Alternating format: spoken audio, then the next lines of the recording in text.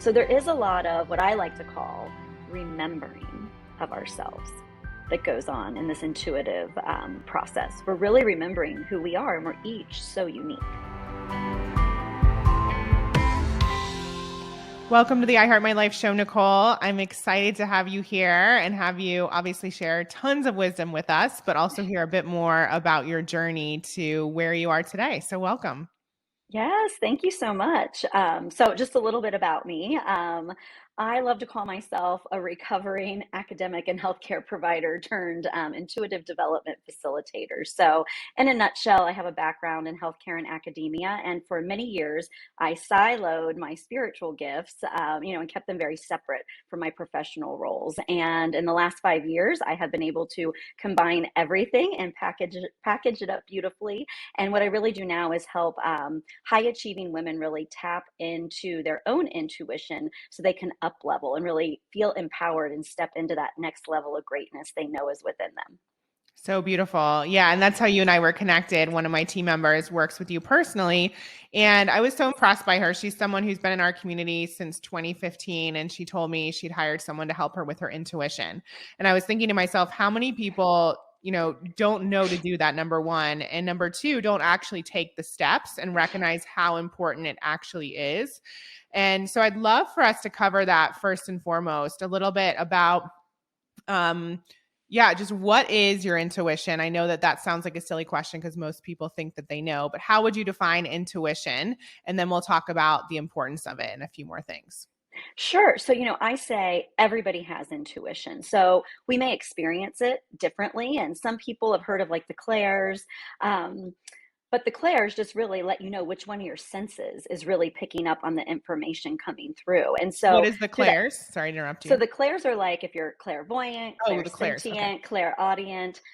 Those are what we typically hear. If you go Googling intuition, it's going to come up that there's these different clairs. However, each of those are just associated with one of our senses. So what I find in working with people is we may be predominantly one or naturally gifted in one, but we have the capability of using all of them. And we know scientifically, with my healthcare background, we are hardwired. There are glands in our body. We were set up, right, to be instinctual beings, and it's just been conditioned out of us over a period of time. So when I'm working with someone, I usually say, oh my gosh, remember like a time where you just had a feeling about something, like that person's going to call me, or oh my gosh, I just shouldn't, like, I think I should go to work later today. I mean, just something overpowers you, right?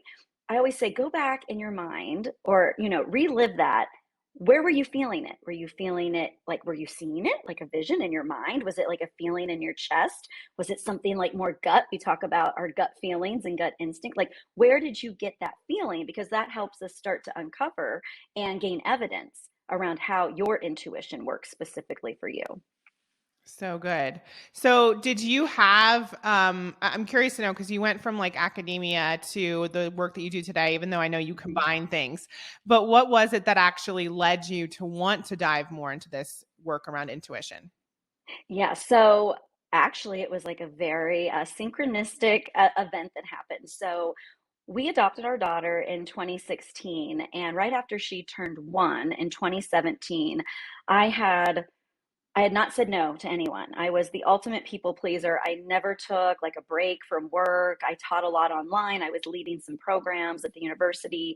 But what ultimately happened is by March of 2017, I had burnt myself out. And I literally woke up one morning, had excruciating pain down my neck, down into my right hand. I had like limited sensation, and I ended up having a herniated disc in my neck with no known injury other than for several weeks prior to. I was waking up in the morning, grinding my teeth, my chin to my chest. So I most likely created it, but it was because of all this pressure, and being the overachiever. And I had to lay in bed that whole weekend, listening to a baby cry, my mom helping, my husband doing everything. And I just laid there and I knew then, like, enough is enough. There's other women out there that probably feel like me that can't say no.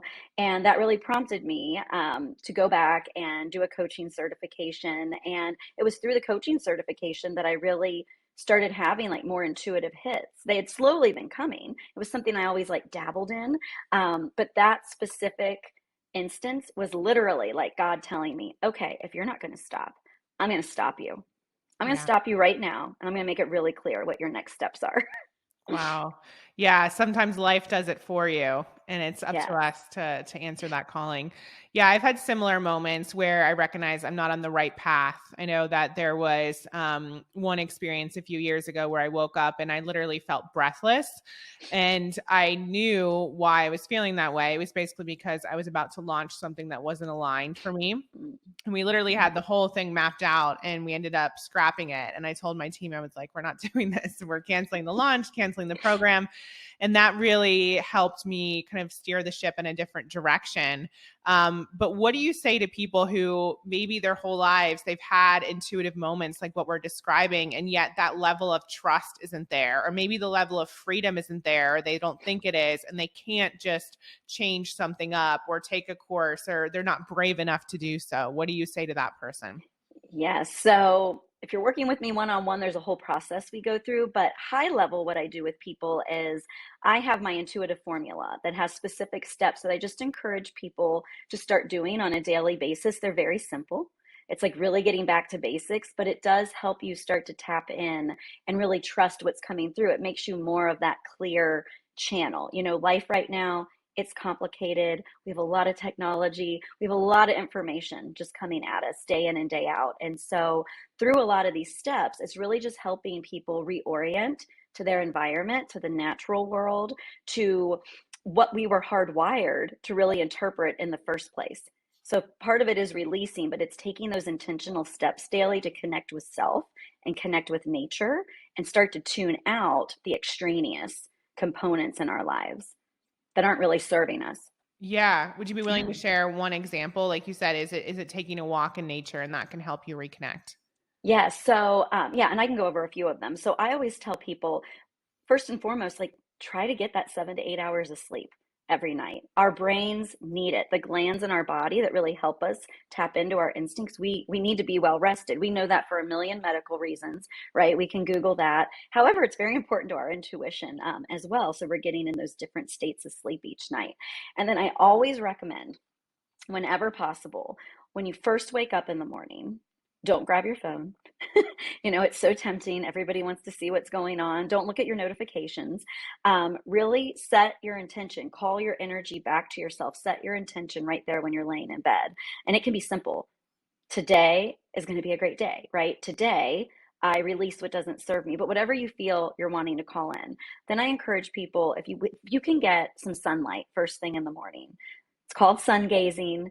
It goes back. There's ancient civilizations. There's documentation of how this worked. It controls our circadian rhythm. So getting outside, if it's before dawn and you can see the sun on the horizon, like looking at it with your eyes. Of course, if it's too bright, you can't do that. But it's closing your eyes, letting the sun just hit your skin. Doing that 10 to 15 minutes a day is so invigorating, and it does help you then fall asleep later at night. And then I always say water, getting our water in and staying well hydrated. And yes, gentle body movement. So, like a 5-minute walk in nature.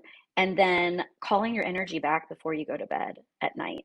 And when we think of our energy, we do think sometimes of it more negative, like, oh, I need to call my energy back. Gosh, who did I give it to that I shouldn't have given it to?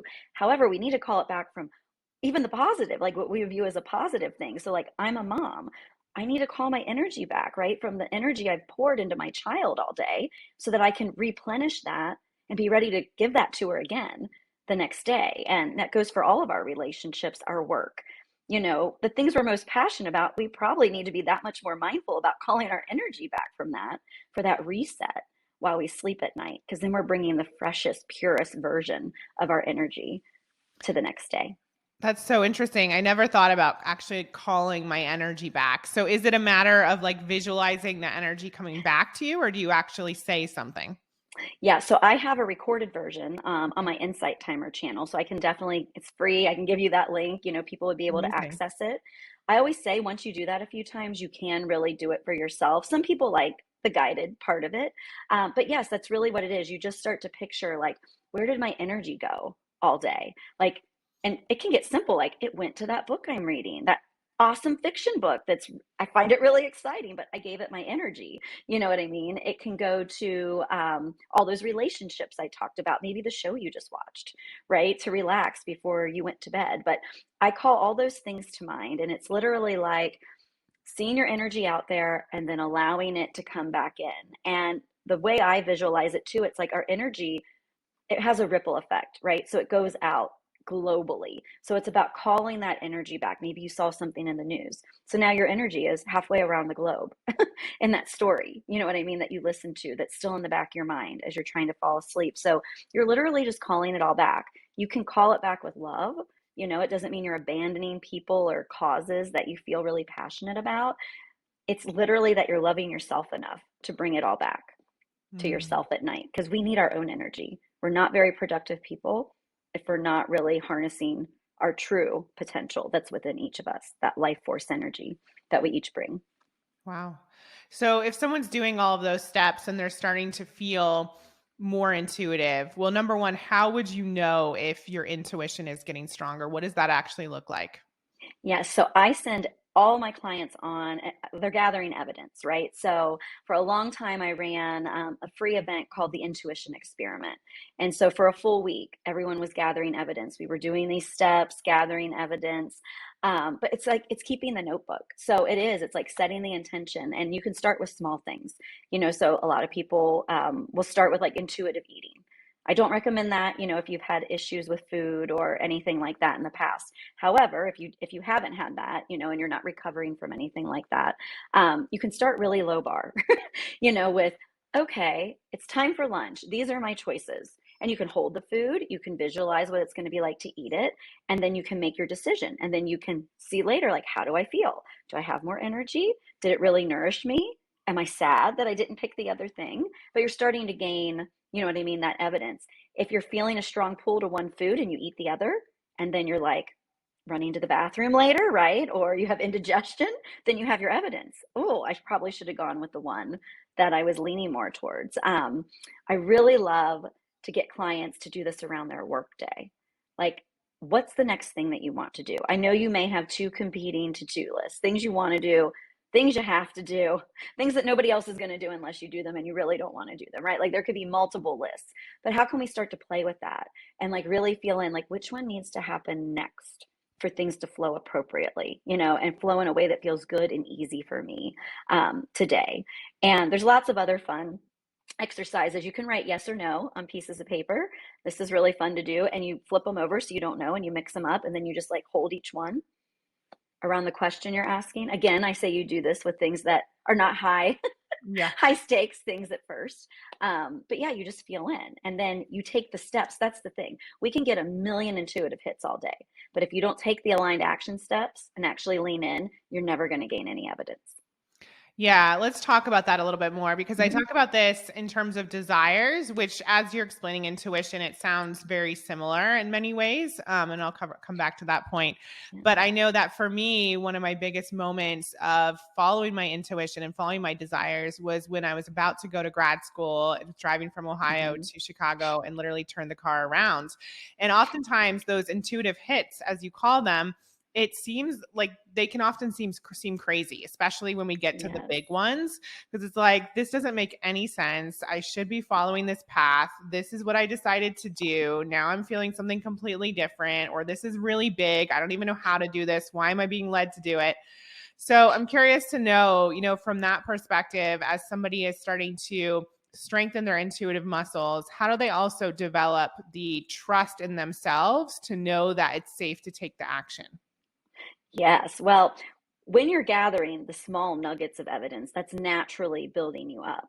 You know what I mean? To be so, like that example you're giving, you just knew, you just turned around. Now, you probably could have gone ahead. Like, even if you turned around, you probably could have gone back, right? There was probably some element of it's not totally final. Yeah. It's not completely out of the question. Maybe I'll go somewhere else for grad school, or maybe it'll work out this. Like, there's a lot of what ifs and maybes. You just knew in your body in that moment, like, this is not aligned for me. And so that's actually what you get to trust. As funny as that may sound to people that are trying to trust, when it truly feels out of alignment, there's something off. There's something off. You know what I mean? I've had similar, you know what I mean, experiences where, I mean, I had a new job for a period of time in academia that I'd only had for 2 months. Nothing about it felt good.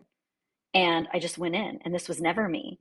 But I told them, like, I'm done. I'll stay another month and then I'm done.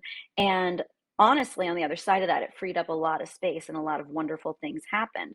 But in that scary moment, we get to choose ourselves, right? So many times we're conditioned, right? I was conditioned, well, you don't give up, you don't quit, right? There's a lot of conditioning there from our parents, from society, from educational systems. And so we are kind of like bucking the trend, right? And we're actually leaning into our own individual patterns, like how we truly are wired to get through life. So I always say, when you get that out of alignment feeling, it may not be as drastic as, okay, I'm turning around, right? Or I'm going in and quitting this job. But what it could be for you is, I am going to say no to like this next meeting, and I'm going to think on it a little bit longer. And we're all uniquely designed to take a certain amount of time in making decisions as well. And we get to honor that. And that's another thing that's been conditioned out of us. We're told, like, we need to make answers quickly and we need to do this. You might miss an opportunity. So there is a lot of what I like to call remembering of ourselves that goes on in this intuitive process. We're really remembering who we are, and we're each so unique. Hmm. Yeah, that's so good. And I agree with you. And I think that there's so much conditioning around making intellectual decisions. So how important is it to go from the intellectual, the mind, into more of the heart when you're going through this process? Yes. So that's the first thing that I always tell people is, we're going to use our logical mind less. And there's this whole concept called like the eye of the heart. We're going to see with our heart. We're going to lean in with our heart. And even in doing that, depending on different trauma, different things people have gone through, it can be hard to open up that heart space. But scientifically, we now know through heart math that our heart, like that energy of our heart, actually resonates at the same frequency as the earth itself. So we're all connected in this energy. So it's no wonder, right? In the world right now, we're all feeling discombobulated, out of sorts, because we're resonating. We feel what the collective feels, whether we're directly involved in the day to day or not. So even when we turn off the news, we can limit our intake. Doesn't mean we won't still feel it on some level. Um, but I always tell people, it's a matter of, how do you drop from your mind into your heart? And what I like to do, because that can be difficult. It's like, well, I don't know. Like, I still feel like I'm in my mind. That's what people always say. So I like to combine that knowingness of the heart, that knowledge of the heart, with the power of like our third eye. And we know the third eye scientifically, our pineal gland actually has a lot to do with our intuition in that third eye space, and that's a gland in our brain. So I always tell people, if you can close your eyes and you can imagine like a beam of light projecting from your heart space and a beam of light projecting from that third eye space, and they meet in the middle, it's almost like they're forming a screen, right? If you go to the like drive-in movie theater, right, back in the day, but you have that big screen, you close your eyes and you allow those two spaces, those two energetic points, to show you, like, let that image project out, and let your heart tell you, like, what is really meant for you. What do I need to learn about this? What do I need to know? And you may have to do it several times. But that concept is very similar to a lot of what, if you've read Dr. Joe Dispenza's books, that concept is very similar to what he does, and he's studied that, and there's scientific evidence as well. So it's much, it's much simpler, right, than we believe. We like to make things more complicated.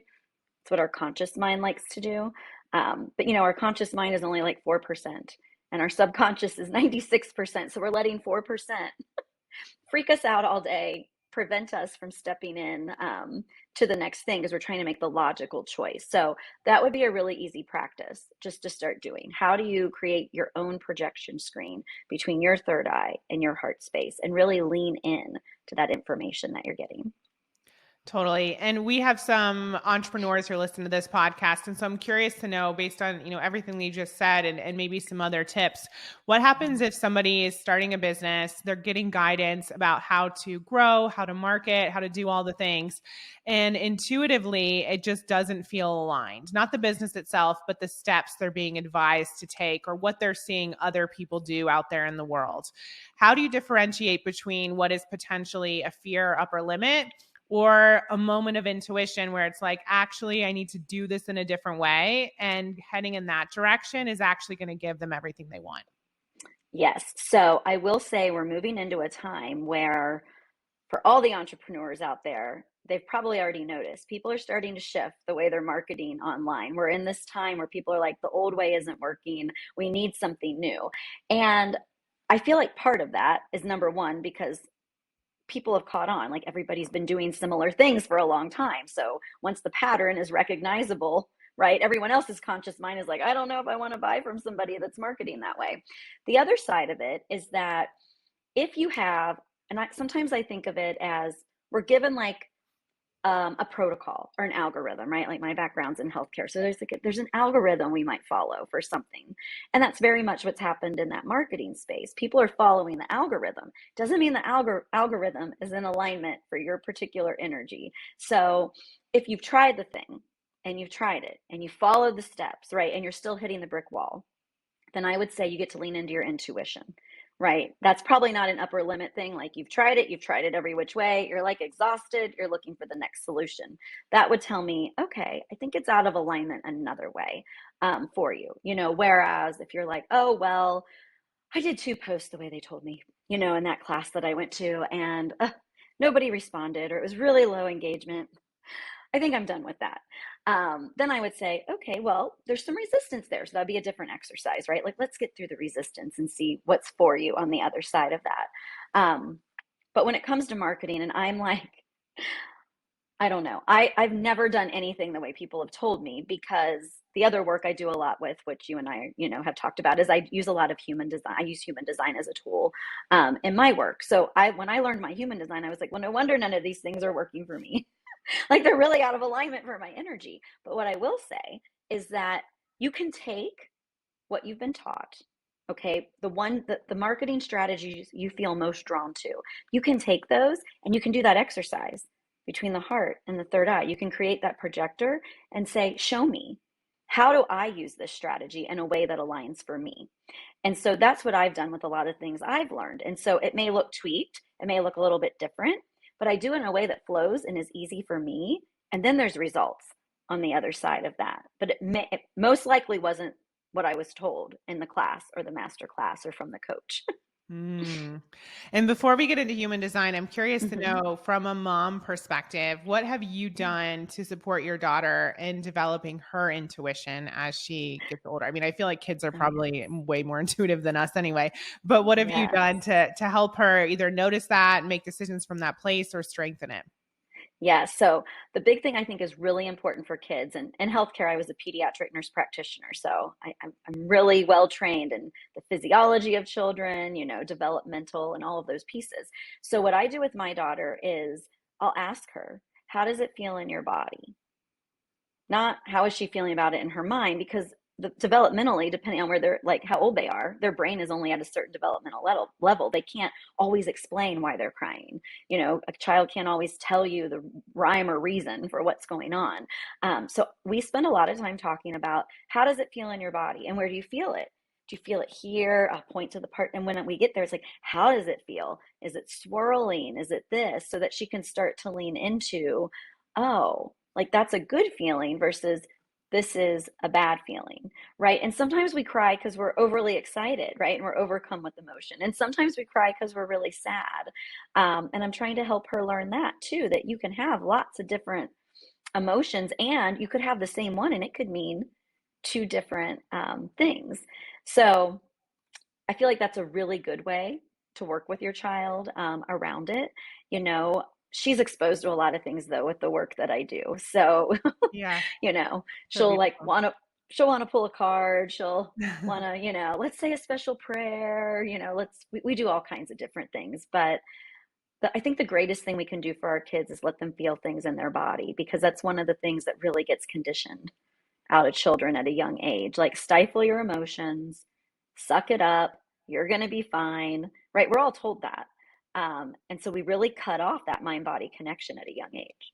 Totally. Yeah. And I love your point around the emotions feeling similar, or like the tears or whatever it may be. I know in The Big Leap, Gay Hendricks talks about how fear is just excitement without breath.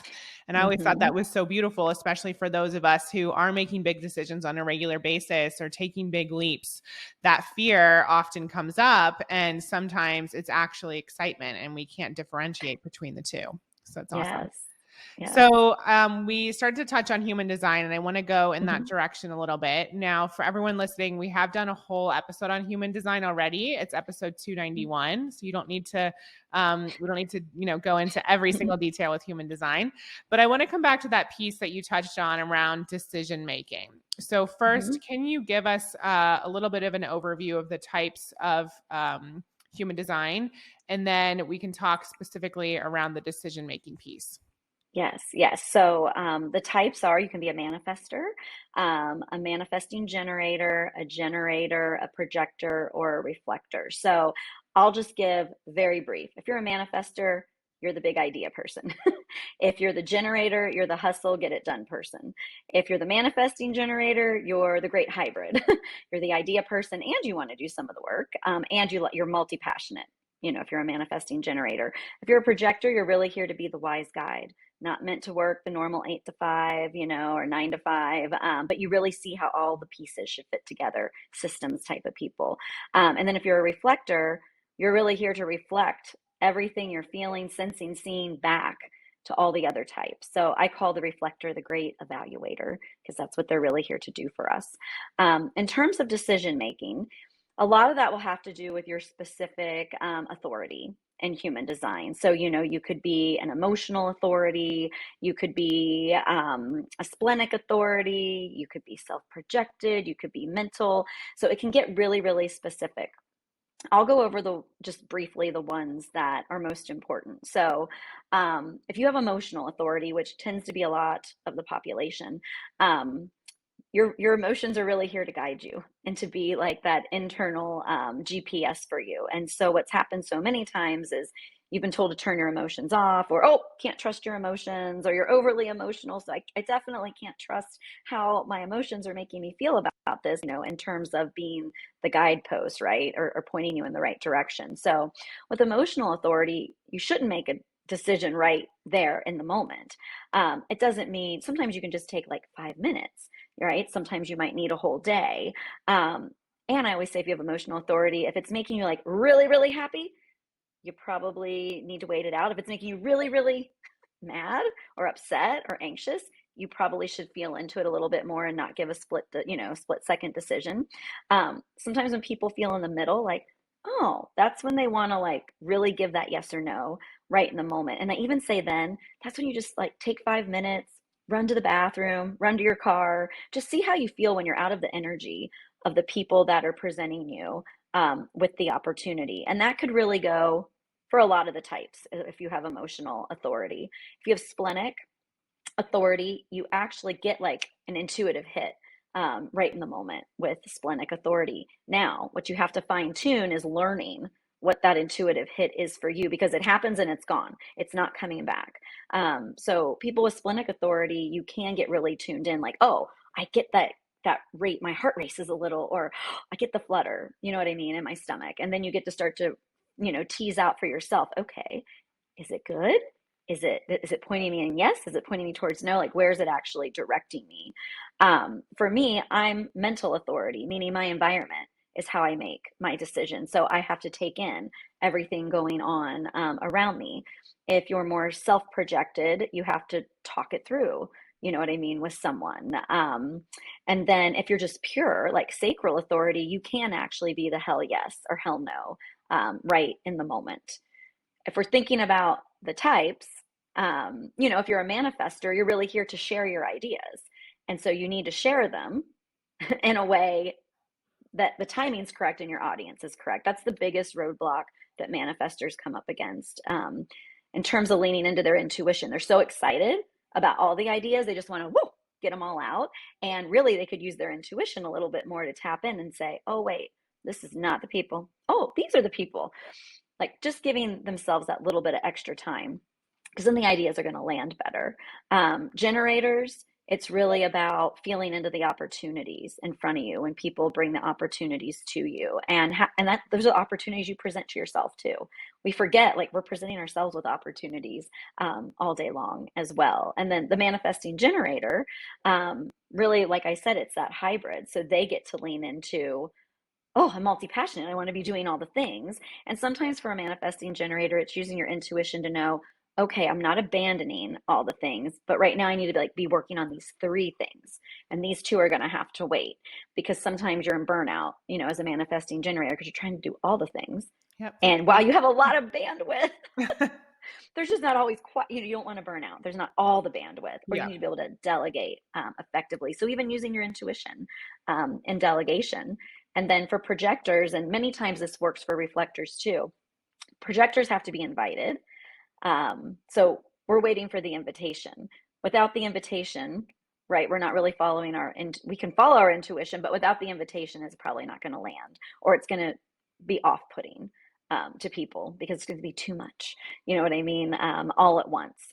And so reflectors are the ones that have every energy center open, since everyone's familiar with human design. And so, for the reflector, they really have to wait on big decisions like 28 days, like the full lunar cycle. So reflectors are only 1% again. So it can be frustrating when you do work with a reflector. I have met a few reflectors that do own businesses. And the ones that are most successful are the ones that have used their intuition to really build out the team to support them, so that they can evaluate what their team's doing on a regular basis. And that feels very in alignment for them.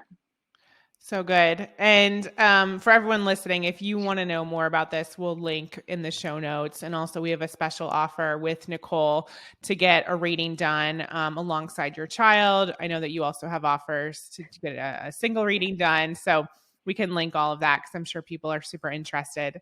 So in talking about the combination of like the family dynamics, you recently did a beautiful reading for our daughter, Charlotte, when she was just a few weeks old. And we wanted to do that right away because we knew we wanted to understand, number one, what sort of type was she in terms of human design? She's a manifester. And how do we interact with her and really just support her in becoming more of who she is and really accepting who she is and the way that she moves through the world. And then we got into, how do we work as a family unit? And turns out she and James are very similar. And so luckily I have many years of understanding him and learning to understand him. But that was so powerful for us. And it was so fascinating. And I'm super passionate about other people doing this so that they can better understand their kids, because I know one of the things we talked about during our session was oftentimes these personality traits and the ways in which we naturally move through the world, they get kind of hammered out of us because it's not seen as the way to be the most productive or whatever. And so can you speak a little bit about how powerful it is to not only know about your own human design, but to understand your children or those in your family? Oh, yes. Well, it can be a real game changer in your household. I mean, just practically speaking, right? Like we all live with people most likely, and even if you are still single, right, or live alone, you're still interacting with people in your extended family or your friend group. So we have those people, right, that just trigger us, and we don't know why, and they may not trigger other people the way they trigger us. And when we actually understand our human design and those around us, the number one thing it does, it just creates a lot more compassion and understanding, because things we once maybe thought someone had total control over, like they're just doing that to annoy me, they know that gets under my skin, our internal dialogue then changes to, oh, they're doing that because, they're this, and this. And it also allows each of us to like own our own strengths and weaknesses in a whole new way, which is really empowering. So my example is, I'm a projector and I live in a house with two generators. So there's a lot of energy. They both put off a lot of energy, and I absorb a lot of their energy because I have more open centers than them. So there's times where I can just feel it like building in the house, and I'm like, okay, they're pretty okay with the back and forth and dialogue, but oh, I'm like tapped out. Like I've had enough. And so I will. I'm like, I'm just gonna walk down to the laundry room, or I'm gonna go upstairs. I'll be upstairs for a little while, but I just need to like get away and release some of that extra energy I'm holding for all of them. Where in the past, before I understood it better, it would have been me like, probably blowing up a little bit, you know what I mean? Like storming off up the stairs, like, gosh, what is wrong? Why is everyone bothering me right now about this? But now that I understand it, I can remove myself without escalating. You know what I mean? In terms of my daughter, there's a lot in her human design around like creativity and open-mindedness and just not quite as like structured the way we're conditioned to be structured. And so what that's created in our household is like open spaces for art and art supplies all over the place. We do a lot of storytelling. When it comes time and she's like been trying out different sports, if she signs up for one and then doesn't like it, she doesn't have to sign up again. Now, when she's in it, she has to finish it, right? And honor the commitment. But there's not that pressure to, well, you're going to really like gymnastics and you're going to keep going back until you like it, because this one person said they saw potential in you. There's less attachment to the outcome in terms of maybe parental expectation. And it allows her to just really be and show up in her full gifting and her full essence and have a lot of safety in trying new things. That's so great. Yeah. And I know human design has been huge, even just in my working relationship with James. And so, for anyone Mhm. listening who has a team or is looking to bring on a team member, it can really help you to understand who to put in what spot and also how the team is actually going to work together. Yes, So it we'll does. link all of that in the show notes. And I also have iheartmylife.com/human design set up to give people that special opportunity to purchase through you and work with you directly. So we'll get all of that linked up. But I'm curious to know, as we close off, where can people find you online? Where can they learn more about this incredible work that you do? Yeah, well, you can find me on Facebook. So I have my Facebook profile. I have a free insight timer teacher channel. So you can find me, Dr. Nicole Garritano, on Insight Timer. Like we said before, I don't do all the traditional marketing pieces. So I do have an Instagram. I'm in and out of there, but I always say send me a direct message through Facebook Messenger. I get back to everyone that way. You're welcome to email me. And if you get on my Facebook, my link tree is on there and it links you out to a lot of other resources that I provide as well. Perfect. And the final question we ask all of our guests is, what is one way that people can create a life that's better than their dreams and far exceeds their expectations? That's really good. I would say it is making that wholehearted commitment to trust yourself and trust whatever you believe your higher power to be unapologetically and be all in on that co-creation because that's really where it's at. We're all here co-creating.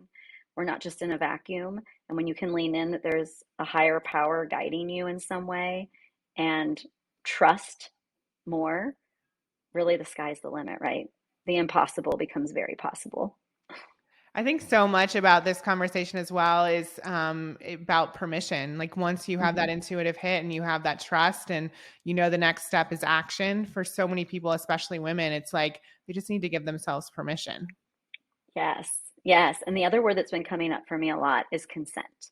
Mm. This idea of consent, and that inner dialogue with ourselves. Are we giving ourselves permission and then consenting to taking the action? Love it. Well, thank you so much for this beautiful conversation, Nicole. I'm so excited to learn more from you. You're going to be a part of the I Heart My Life membership later this year and be a teacher in the program. So if anyone is interested in learning from Nicole, like I said, go to iheartmylife.com/human design, or you can join us in the membership and learn directly from her and be a part of an amazing community. So thank you so much. Yes, thank you, Emily, for having me. I absolutely love what you're doing for all the women in Yeah. your community.